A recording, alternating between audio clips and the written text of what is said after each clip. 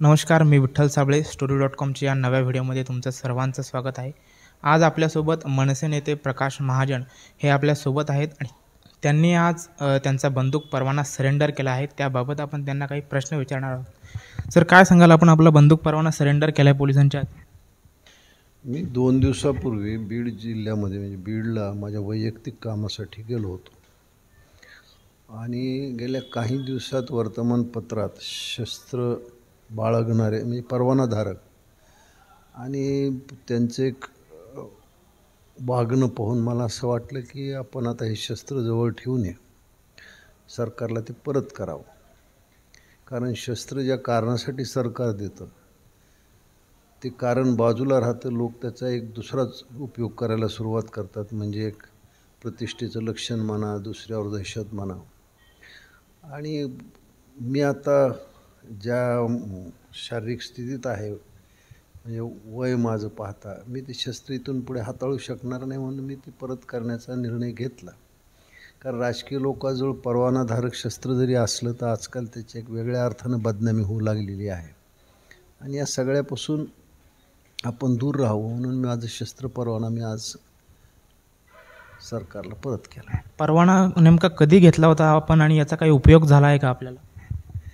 मी परवाना साधारण 97 साली घेतला होता। एक शोभेच्या वस्तू पलीकडे त्याचं काय, त्याच्यावर एवढी बंधनं आहेत, एवढी त्याची नियमावली आहे, त्याचं जर पालन करायचं ठरलं तर त्या शस्त्राचा तसा काही फार उपयोग होत नाही। आता लोक गैरउपयोग करतात, कुणी दसऱ्याला त्याच्यातून गोळ्या झाडतात, कुणी नवी गाडी घेतली तर गोळ्या झाडतात, कुणी निवडून आलं म्हणून कुणी जाऊन गोळ्या झाडतात। अशा पद्धतीचं त्याचा उपयोग तसा नाही आहे। मी शेती करत होतो आणि त्याच्यामुळे मी त्यावेळेस ते शस्त्र घेतलं होतं। आपल्याला कधी वेळ वापरण्याची काही वेळ आली? अजिबात नाही। उलट त्याची एक प्रकारची म्हणजे काय, त्याची काळजी घेणं, ते व्यवस्थित ठेवणं, ते लहान मुलाच्या हाती न लागू देणं, ह्या खूप गोष्टी असतात। हा परवाना मिळवणं खरंच एवढं सोपं आहे का? कारण या लायसन्सवरून बीडमध्ये अख्खं राजकारण सुरू झालं आहे। जर तुमचे राजकीय लागेबांधे असतील तर हे सहज शक्य आहे, किंवा तुम्ही पैशाच्या जोरावर सुद्धा हे मिळवू शकता। बरं, बीडचाच विषय परत विचारायचा आहे की नेमकं टार्गेट फक्त सर्व आमदार एकत्र आलेत, सर्व बीडमध्ये सर्व आमदार एकत्र आलेत आणि ते धनंजय मुंडेच टार्गेट करत आहे। नेमकं काय, आपण याकडे कसं पाहता? नाही, आता कसं आहे की धनंजय मुंडेचं माझं नातं पाहता मी ह्याच्यावर काही भाष्य करणार नाही।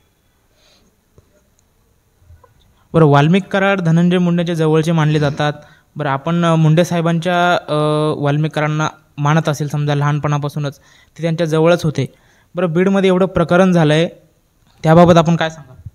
मी काय म्हणलं की ते माझ्या परिवाराशी, माझ्या नातेवाईकाशी इतक्या जवळचा संबंध आहे, याच्यावर मी कुठली प्रतिक्रिया देणार नाही। सरपंच संतोष देशमुख यांची हत्या झाली, अजूनही आरोपीला पकडण्यात यश आलेलं नाही आहे। संतोष देशमुखांची जी निर्गुण हत्या झाली त्याचा जेवढा निषेध करावा तेवढा थोडा आहे। ज्यांनी हत्या केली त्यांना त्वरित सरकारने पकडावं आणि फास्ट ट्रॅक कोर्टात ती केस चालवून त्यांना त्या कृत्याची योग्य ती शिक्षा मिळाली पाहिजे असं सरकारने पाहावं।